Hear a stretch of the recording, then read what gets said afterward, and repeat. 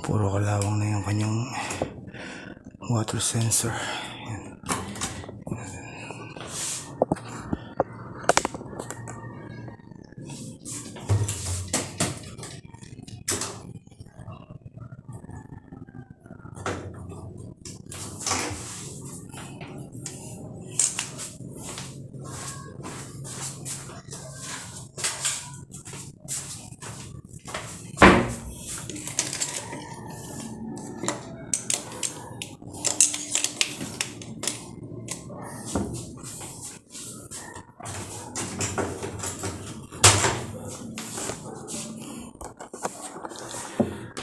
So ito, meron siyang corrosion.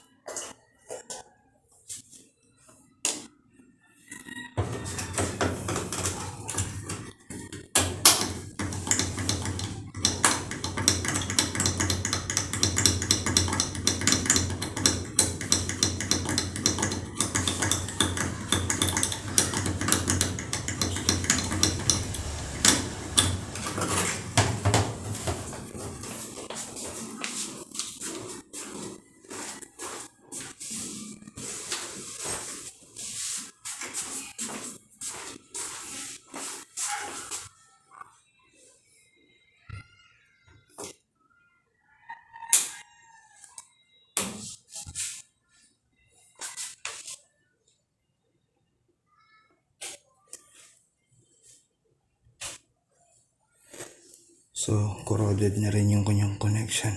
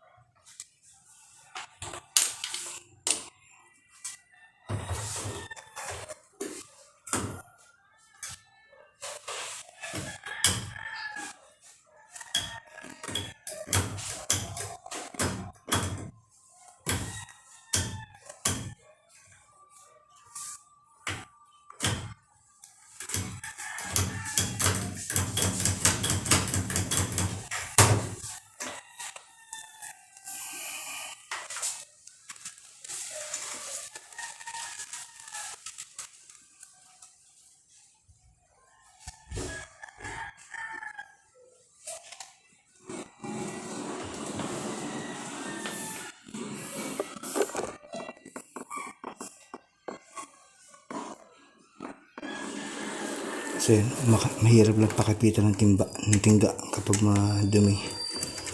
Yung mga corrosion na.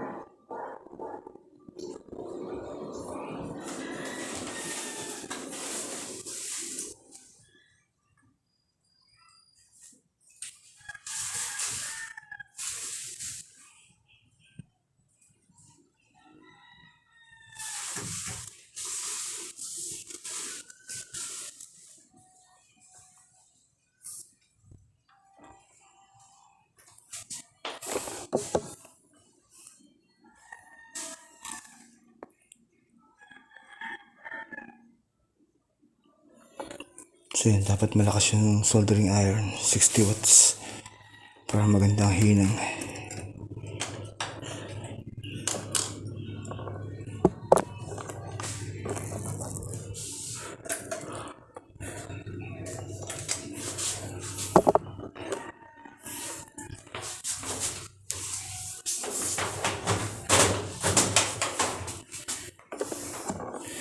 So ito, testing.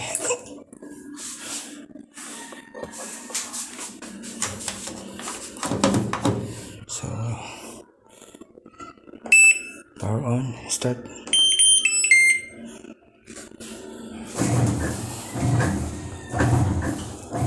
Okay na sir.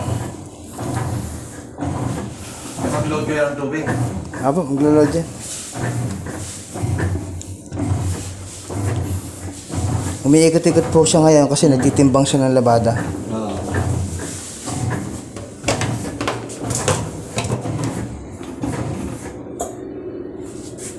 So yan, hindi siguro nakabukas yung valve.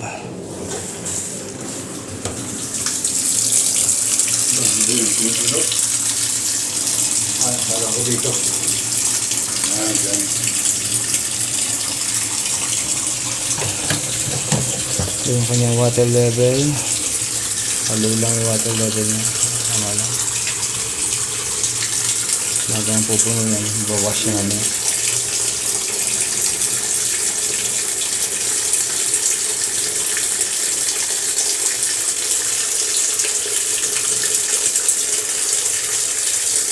Hindi na mapanggal ulit yun. Hindi po. Lalo pong napakatibay yan. Mas matibay yung Lalo pong napakatibay yan. Tsaka po, maniniwala po ba kayo, ganitong problem, may napuntahan ako, hindi nagawa na ibang technician. Kasi hindi niya ginawa yung ginawa ko. Ang ginawa niya, nagkabit nga siya ng pyesa, ang ginawa niya, ito pa rin. So, corroded nga ito eh. Ibig sabihin, may kalawang yung loob niya. Pag salpak mo kung ito pa rin yung isasalpak mo dyan, hindi rin siya magkocontact. Lalo pong napakatibay niyan. Pero wala siyang chance na bumitaw. Wala na po. Lifetime na po yung hinang na yan. Tsaka ako po kasi talagang alam ko yung magandang hinang. Kakita nyo, maganda yung soldering iron ko talaga. Talagang high quality yung hinang niya. Kasi kapag hindi maganda yung hinang mo, magiging cold solder yan. Magiging, Apo. Makikita nyo pa lang sa ganda ng hinang eh. Makintab na ano talaga siya, yung matibay yan.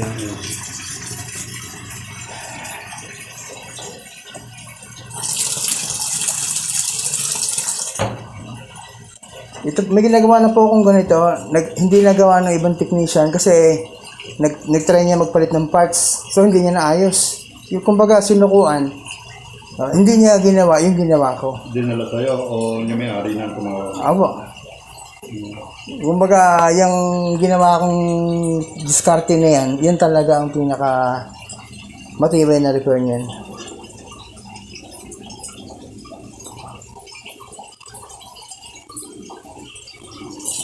So dito dapat mag-wash siya. May warranty ka mo yung gawa mo? Opo, 3 months warranty po yan. Kabisado ko po lahat ng sira nito. Kaya ako po very confident ako dito dahil yung hindi kayang gawin ng iba, sa akin mabilis kong magagawa.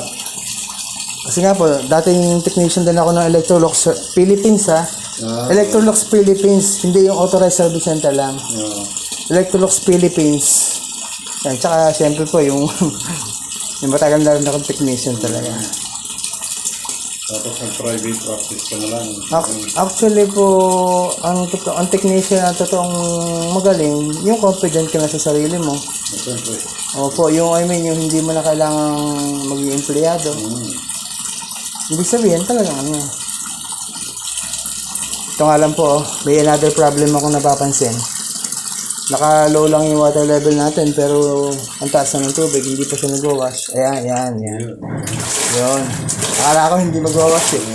Kasi kapag umabot na dito yan at hindi pa nag-wash, another problem.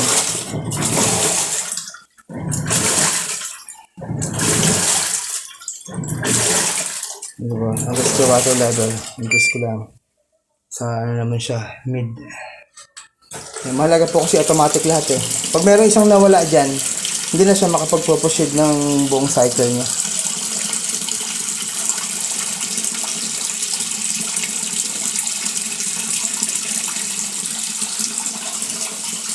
Kahit itong board na to, just in case meron akong ganito. Oo, kaya nga lang, hindi na kaya din sa mas murang halaga. Pero ako po, pag nagpalit ako ng board na to, 1 year warranty yung bigay ko.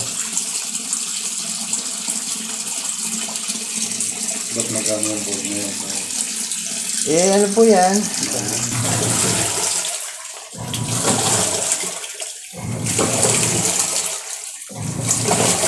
Sige sir, isasara ko muna para matesting natin ng diretso. Ayan, pero okay na po yung ano niya, yung sa wash niya. Mamaya yung spin dry na.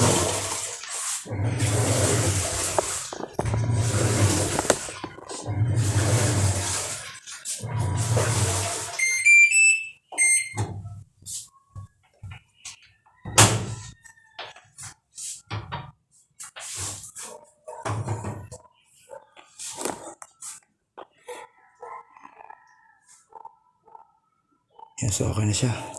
Ang kanyang error problem is E2. So yun, problem sa water sensor. Signal nawawala.